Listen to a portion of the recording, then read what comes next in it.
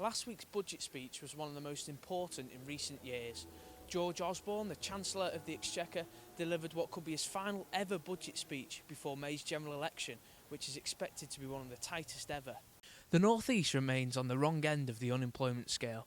The region's employment rate of 67.4% is the worst in the UK, and Sunderland's unemployment rate, 11.4%, is the worst in Tyne and Wear.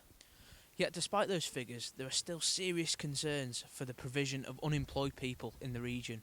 Figures released by Emmerson show that the average family are over £1,000 worse off since the coalition government came to power in 2010. Even when Osborne talked about northern powerhouses in his speech, there was only one mention of the North East. So what do the people of Sunderland think about the recent budget? We hit the streets to find out. I think he's sort of dodging issues such as like immigration, and he sort of dances around the subject a little bit rather than answering the questions when people like put them to him. I think people should get out of bed and go to work, to be perfectly honest. I don't know a lot about the budget actually. I didn't really watch it this year.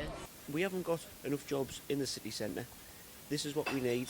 Government need to look at this and think, well, we're going to cut the benefits for the people who work here and who live here, They need to put jobs in place for them.